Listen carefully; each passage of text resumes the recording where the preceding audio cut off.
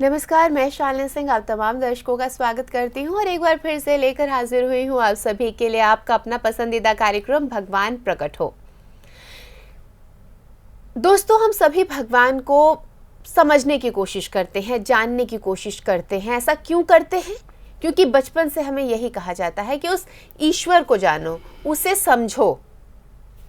लेकिन भगवान को जानना, समझना क्या है ये सब कुछ?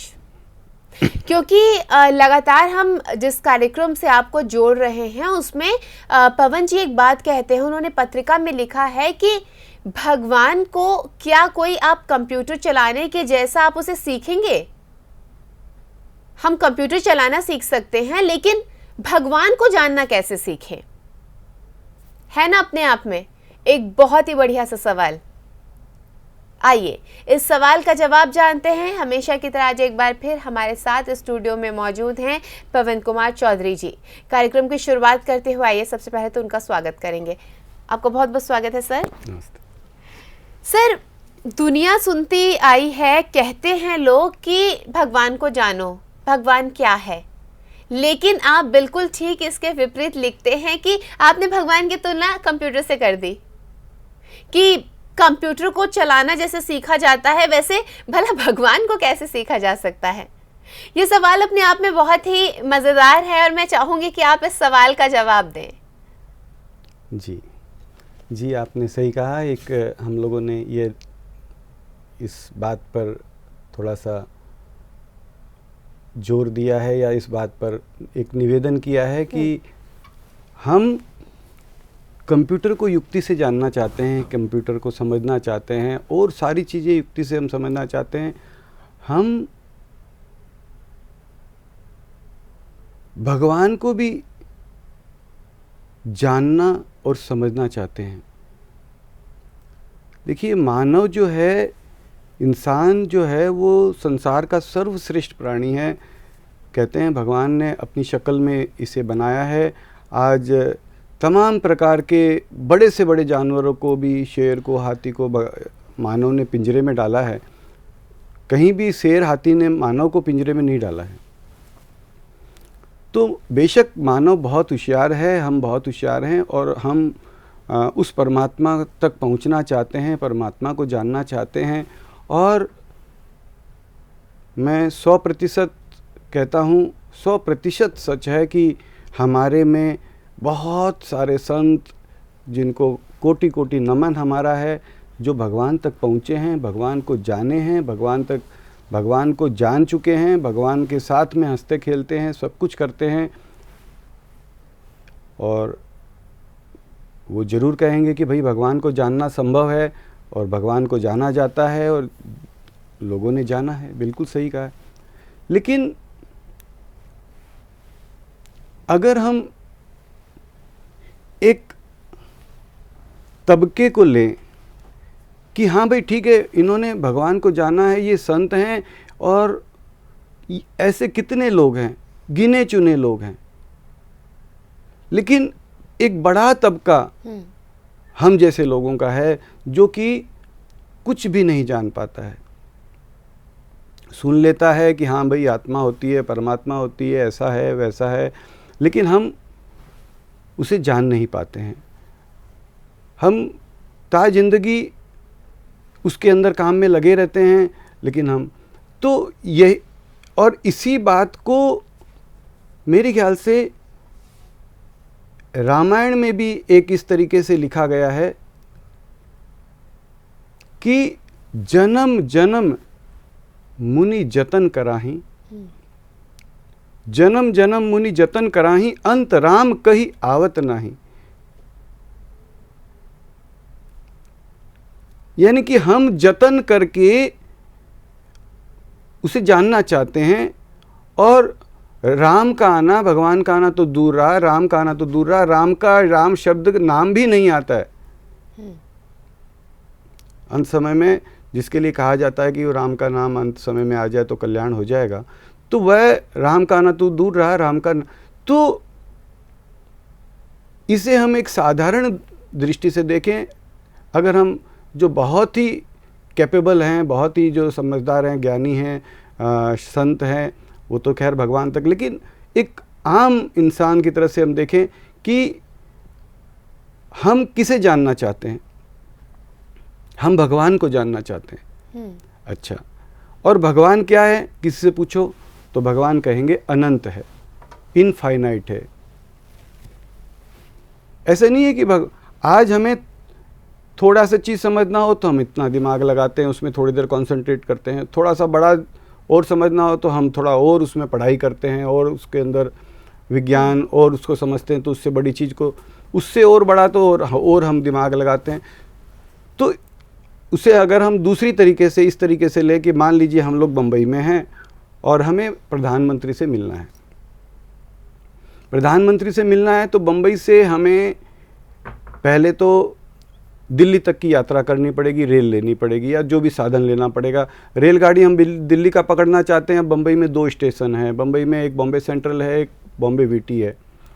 तो हम उनमें से एक स्टेशन को चूज़ करेंगे, भैया दिल्ली कौन सी जाती है। अगर हम गलती से वीटी स्टेशन चले गए, वहाँ तो हम कलकत्ता पहुँच गए, फिर रिटर्न आएंगे, भैया नहीं गलत जगह पहुँच गए।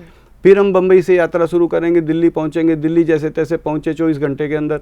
दिल्ली पहुँच करके पूछेंगे भाई प्रधानमंत्री निवास कहाँ है, भाई यहाँ है, वहाँ घूमते धक्के खाते हम वहाँ पहुँचेंगे। 2 किलोमीटर 2.5 किलोमीटर दूर हमें वहाँ पे पुलिस रोक देगी, बोलो बोलो कहाँ जाना है?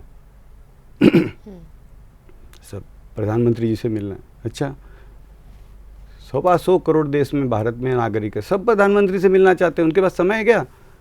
चले आए, प्रधानमंत्री से मिलना है, चलो यहाँ से बाजू उठो, भीड़ बहुत हो रखी है, चलो बाजू कर दिया। फिर हम उसको जैसे तैसे हाथ जोड़ करके थोड़ा आगे बढ़ते हैं। फिर किसी ऑफिसर मिलता है, फिर उसे समझाते हैं भैया बहुत ज़रूरी है, मिलना है।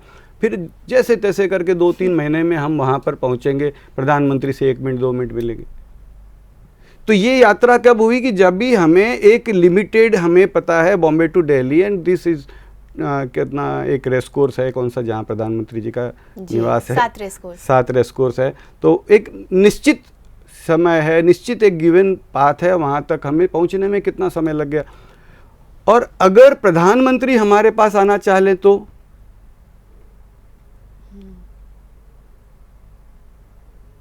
हम प्रधानमंत्री तक जाना चाहते हैं, एक निश्चित दूरी की हम यात्रा तय करते हैं, वहाँ तक पहुँचते हैं, इतना समय लगता है, माथापच्ची करते हैं, तब हम वहाँ पहुँचते हैं। और दूसरे सीन के अंदर अगर कल को प्रधानमंत्री पवन चौधरी से मिलना चाहे तो क्या उसे 2 महीने लगेंगे? नहीं लगेंगे। चलो बाजू हटो, प्रधानमंत्री आ रहे हैं, चलो बाजू हटो, सीधा जहाँ पर हैं वहीं पर वो हेलीकॉप्टर लैंड करेगा, चलो बाजू हटो, प्रधानमंत्री जी आ रहे हैं, चलो 2 मिनट में मिल लेंगे। तो ये यात्रा तो हुई प्रधानमंत्री को। अगर कोई इनफाइनाइट की यात्रा पे हम काम करने लग जाएं तो जीवन बीत जाएगा। जीवन नहीं, जन्म बीत जाएगा। जो कि रामायण में कहा गया, जन्म जन्म मुनि जतन कराई। हम जतन कर करके जा रहे हैं, हम स्टेप बाय स्टेप जतन करके जा रहे हैं। हमने ये किया, अब इस एकदम पवित्रता चाहिए, हमने फिर पवित्रता किया, फिर अभी अभिमान आ गया, अरे हम तो बहुत पवित्र हैं, फिर अभिमान को जीता रहे हैं, भैया नहीं ठीक है, तो फिर क्रोध आ गया, किसी पे क्रोध कर दिया, लो फिर डूब गई नैया, फिर काम आ गया। तो हम जतन करके इनफाइनाइट तक कहाँ तक जाएंगे?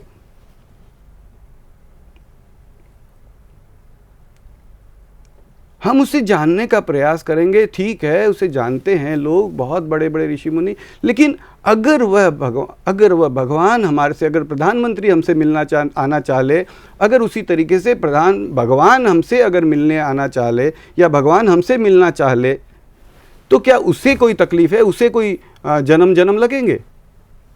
तो सीधा सिंपल काम है, भगवान तू यहीं पर है और तू मुझे सुन रहा है और तू समर्थ है और तू मेरा है, दिन रात मुझे सुन रहा है। मैं तुझे एक मैसेज दे रहा हूं, भगवान प्लीज प्रकट हो जा। तुझे मैंने बोला, मैं तो कहता हूं बोलने के पहले तुझे सुन गया। बिल्कुल तुझे तो सब पता है।